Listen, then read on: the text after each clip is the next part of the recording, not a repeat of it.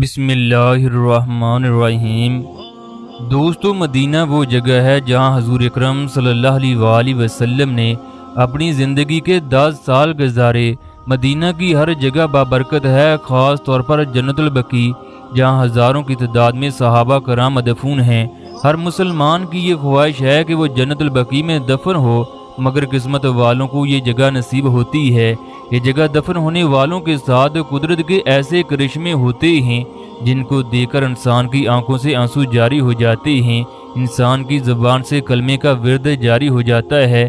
ایسا ہی ایک معجزہ ایک پاکستانی چور کے ساتھ پیش آیا جو مدینہ میں چوری کا کام کرتا۔ سعودی پولیس نے اس پاکستانی کو، جس کا نام صابر تھا، پکڑنے کی بڑی کوشش کی مگر ناکام رہی۔ محمد صابر، جس کا تعلق پاکستان کے شہر فیصل آباد سے تھا، یہ سعودی عرب میں کام کرنے کی غرض سے گیا، پھر ایک سعودی کے ساتھ شامل ہو کر مدینہ کے ارد گرد چوریاں کرنے لگا۔ اس نے ڈاکوں سے بے شمار دولت کمائی۔ ایک دفعہ صابر اس کے ساتھیوں نے مدینہ سے کچھ فاصلے پر ایک بڑا ڈاکہ ڈالنے کا پروگرام بنایا۔ بھوک سے بچنے کے لیے انہوں نے اپنے ساتھ کچھ کھجوریں لے لیں، چنانچہ یہ لوگ مقررہ جگہ پر جانے کے لیے چل پڑے۔ آدھی رات کے وقت یہ تمام لوگ گاؤں کے باہر کھڑے ہو کر چوری کا پروگرام بنانے لگے۔ صابر نے تمام لوگوں سے مشورہ کیا کہ میں گاؤں میں جا کر صورتحال کا جائزہ لیتا ہوں، اس کے بعد ہم تمام لوگ اس گھر میں داخل ہو کر گھر کا تمام صفایا کریں گے۔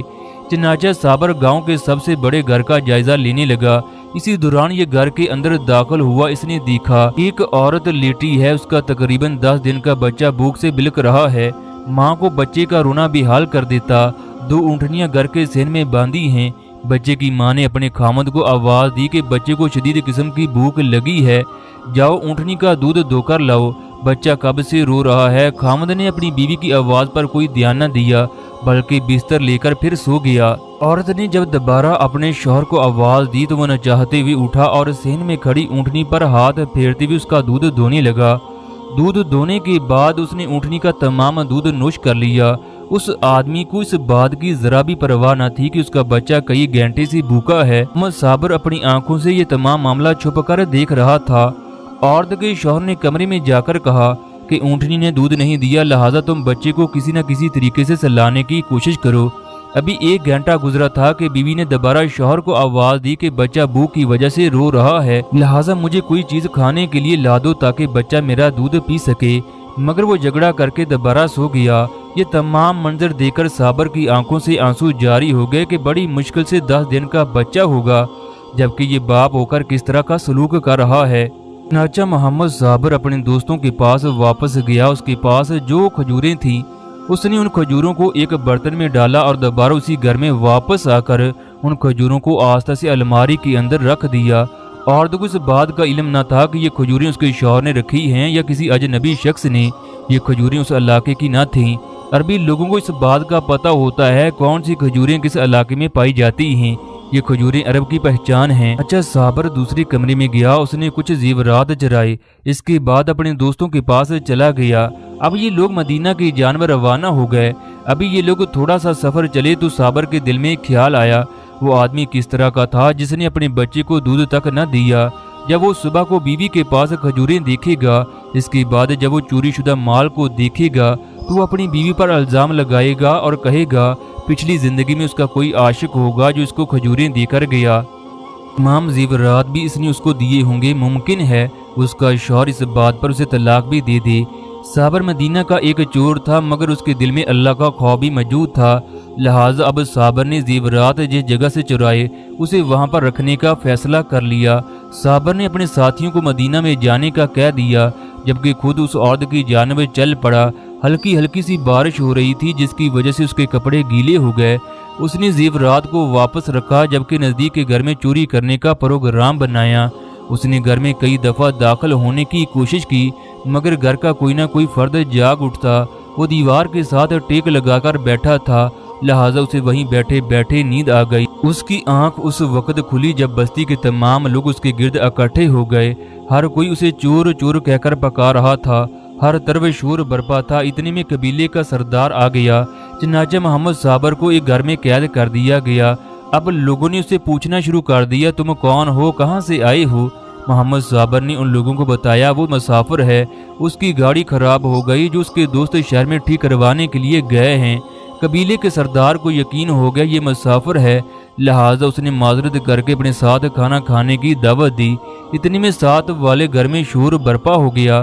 وہاں سے ایک عورت گھر سے باہر نکلی، دوڑتی ہوئی آئی اور قبیلے کے سردار کے گلے سے لا کر رونے لگی۔ اس عورت کا خاوند وہیں رات والا شخص تھا جس نے بچے کو دودھ پلانے کی بجائے خود دودھ پیا۔ اس نے تمام لوگوں میں آ کر شور مچانا شروع کر دیا کہ رات اس کا عاشق اسے کھجوریں دے کر گیا ہے، یہ عورت مجرم ہے، لہٰذا اس کا سر قلم کیا جائے۔ عورت قبیلے کے سردار کے سامنے اپنی گواہیاں دے رہی تھی کہ مجھے نہیں پتا وہ کھجوریں کس نے میرے کمرے کی الماری میں رکھیں۔ یہ عورت قبیلے کے سردار کی بیٹی تھی۔ صابر یہ تمام معاملہ دیکھ کر انتہائی پریشان ہوا، لہٰذا اس نے انجام کی پرواہ کیے بغیر سچ بولنے کا فیصلہ کر لیا۔ اس نے قبیلے کے سردار کو بتایا وہ کس طرح چوری کرنے کے لیے آیا، کس طرح اس نے اس آدمی کو دودھ پیتے دیکھا، کس طرح اس کے دل میں رحم آیا، کس طرح اس نے عورت کے کمرے میں کھجوریں رکھیں۔ قبیلے کا سردار اس کی باتیں سن کر کافی دیر خاموش رہا۔ کہنے لگا، اے نوجوان، تم جتنے بھی برے ہو مگر تمہارے دل میں اللہ کی محبت ابھی بھی باقی ہے۔ تم نے میری بیٹی کی جان بچائی، تم اس کی عزت کے لیے واپس آئے، تم نے اپنی جان کی کوئی پرواہ نہ کی۔ تم سچے پاکستانی ہو، جبکہ پاکستانیوں سے ہمیں محبت ہے، لہٰذا میں اپنی چھوٹی بیٹی کی شادی تم سے کرتا ہوں۔ یہ فیصلہ سن کر لوگوں پر سکتہ طاری ہو گیا، لوگ ایک دوسرے کی منہ کی طرف دیکھنے لگے۔ قبیلے کے سردار نے اپنی بیٹی کو گھر سے بلوایا، پھر صابر سے اس کا نکاح کروا دیا۔ اس واقعے کے بعد صابر کی زندگی بدل گئی۔ اس نے اللہ سے لو لگانے کا فیصلہ کر لیا، اس نے تمام برے کاموں سے توبہ کر لی۔ مسجد نبی صلی اللہ علیہ وآلہ وسلم کے قریب برتنوں کی ایک چھوٹی سی دکان کھولی اور اپنی زندگی ہنسی خوشی سے گزارنے لگا۔ وقت گزرتا گیا، اس واقعے کو 35 سال کا عرصہ ہو گیا۔ پھر ایک دن محمد صابر مسجد نبوی میں نماز کے دوران اس دنیا سے رخصت ہو گیا، چنانچہ اسے جنت البقیع میں دفن کر دیا گیا۔ جب محمد صابر کو جنت البقیع میں دفن کیا جانے لگا، اس دن اس قدر راج تھا کہ چاروں طرف عوام کا جمع غفیر تھا، ہر طرف عوام ہی عوام نظر آ رہی تھی۔ اس دن جنت البقیع کی مٹی دوبارہ مہک اٹھی۔ محمد صابر جو ساری عمر مدینہ میں چوریاں کرتا رہا، کس طرح اس کی شادی قبیلے کے سردار کی بیٹی سے ہوئی، کس طرح اس نے برے کاموں سے توبہ کی، پھر کس طرح اسے جنت البقیع کی مٹی کے حوالے کیا گیا۔ دوستو، اللہ تعالیٰ جسے چاہے منصب پر بٹھا دے اور جسے چاہے گلیوں کا فقیر بنا دے، وہ مختار کل ہے، وہ جو چاہے وہ کر سکتا ہے۔ اس دنیا میں ایسے بھی لوگ ہوتے ہیں جو ساری عمر کوئی کام نہیں کرتے مگر وہ خوشحال زندگی گزارتے ہیں، جبکہ کچھ لوگ ایسے بھی ہوتے ہیں جن کی ساری زندگی تکالیف اور مصیبتوں میں گزرتی ہے۔ وہ انتہائی محنت کرتے ہیں مگر غریبی پھر بھی ان کا دامن نہیں چھوڑتی۔ دنیا کی ہر چیز اللہ کی مٹھی میں ہے۔ دوستو، اللہ سے ڈرتے رہو، اسی سے مانگو، کیونکہ ہمیں اسی کے سامنے حاضر ہونا ہے۔